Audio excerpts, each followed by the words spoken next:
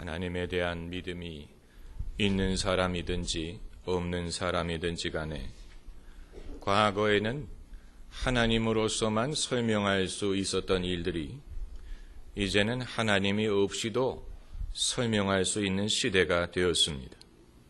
과거에는 불가항력적인 자연의 현상들, 풍랑이라든가 지진이라든가 질병이라든가 기근이라든가 주로 나쁜 일들이죠.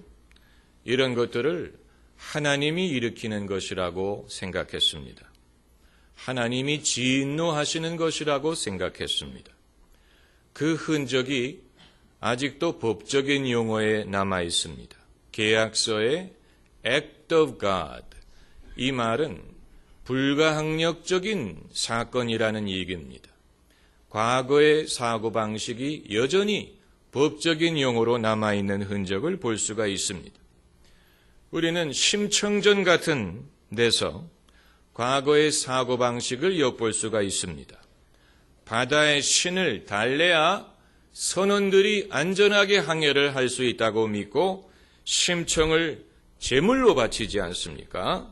또 성경에서도 그와 비슷한 사례를 엿볼 수 있는데 요나가 하나님의 말씀을 거역하고 다시스로 가는 배를 탔더니 하나님이 풍랑을 대적하게 하셨다라는 구절이 나오고 있습니다. 또 사람이 아기를 갖지 못할 때 그 이유를 하나님에게서 찾았습니다.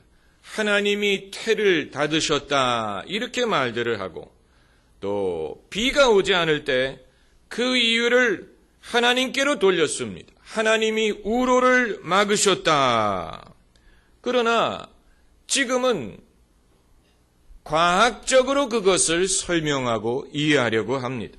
우리가 아직 이런 것을 통제할 수는 없지만 적어도 과학적으로 예측할 수 있고 설명할 수 있고 부분적으로 해결할 수가 있는 것입니다. 과거에는 사람의 몸이 병이 걸려도 그것을 대체적으로 영적으로 이해했습니다. 그래서 병을 고치기 위해서도 영적인 방법으로 접근하려고 했습니다.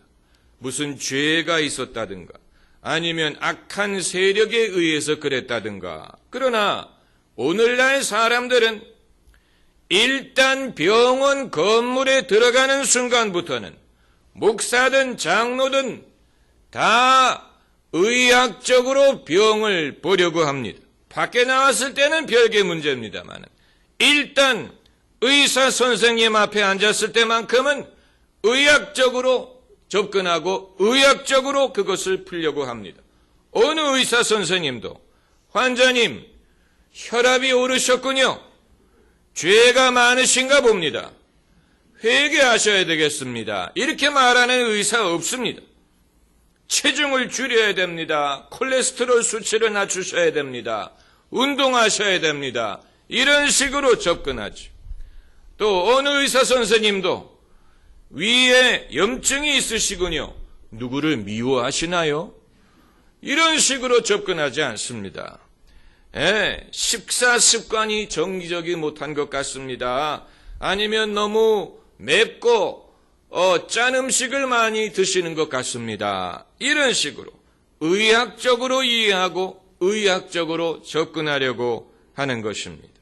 다시 말하면 하나님을 생각하지 않아도 많은 것들을 이해할 수 있고 또 해결할 수도 있는 시대가 됐습니다.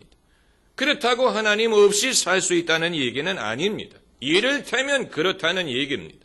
여러분이 새겨 들으셔야 됩니다.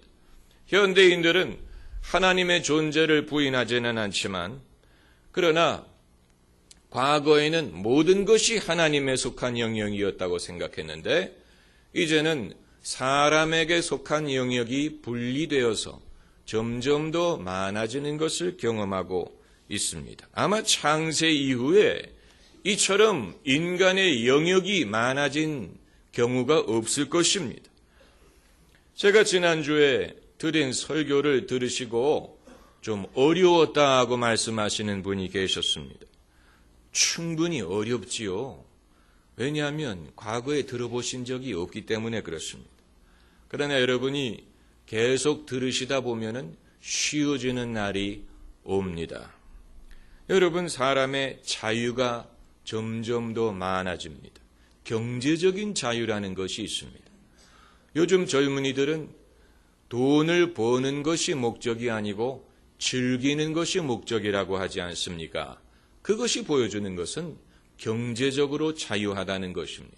옛날에는 돈 버느라고 놀지도 못했는데 이제는 놀기 위하여 인생을 즐기기 위해서 직장 생활을 한다는 얘기니까 그만큼 여유가 있고 그만큼 자유의 폭이 많아졌다는 얘기입니다. 또 여성의 자유, 아직 부족한 점이 있지만 그러나 과거 100년 전만 비교해도 엄청나게 장족의 발전을 한 것입니다. 그리고 정치적인 자유, 종교의 자유, 언론의 자유, 그리고 도덕적인 자유까지도 있습니다. 옛날에는 금지되었을 법한 많은 일들이 지금은 허용됩니다. 옛날에는 사회적으로 금기시되었던 것들이 이제는 공공연하게 그것을 행하는 사람들이 있고 오히려 그것을 금하는 것을 인권 침해로 여기는 그런 시대가 되었다는 것입니다. 저는 가끔 이런 생각을 합니다. 그런 날이 과연 올지 안 올지는 알 수가 없지만 만약에 인간의 질병을 정복하는 날이 온다면 암이든 당뇨든 심장질환이든 우리가 불치에 가깝다고 보는 병들을 다 치유할 수 있는 그런 날이 온다면, 그리고 가난을 정복하는 날이 온다면, 모두가 부자가 되지는 못하더라도 최소한의 생존을 보장할 수 있는 그런 날이 온다면, 그리고 압제와 억압이 사라지는 날이 온다면, 정치적으로, 법적으로 억압이 없는 마치 공산주의가 붕괴되었던 것처럼 사람들이 더 자유하고 이런 세상이 오게 된다면 그때가 되면 하나님은 인간에게 어떤 의미를 갖게 될까? 그때가 되어도 사람들은 하나님을 찾고 하나님을 필요로 하게 될까? 여러분은 그런 생각을 하실 때가 없습니까?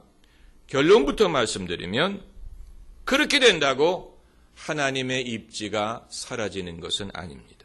오히려 더 분명해집니다. 하나님과 인간에 대한 오해를 정리하게 되면 핵심적인 하나님의 역할이 더 분명하게 나타나게 됩니다. 여러분, 우리가 생각할 것은 에덴 동산은 낙원이었어요. 에덴 동산에 질병이 있습니까? 가난이 있습니까? 억압이 있습니까? 에덴 동산은 완벽한 낙원과 같은 환경이었는데 에덴 동산에서도 하나님이 다스리시고 에덴 동산에서도 아담은 하나님과 동행해야 될 필요가 있었습니다. 신앙은 사람의 고난이라든가 가난이라든가 질병이라든가 이런 것 때문에 사람들이 하나님을 필요로 해서 만든 것이 아니라는 얘기입니다. 신앙은 인간의 필요에 의해서 만들어진 것이 아닙니다. 그렇기 때문에 인간의 필요가 사라진다고 해서 신앙이 없어도 되는 것이 되는 얘기가 아니라는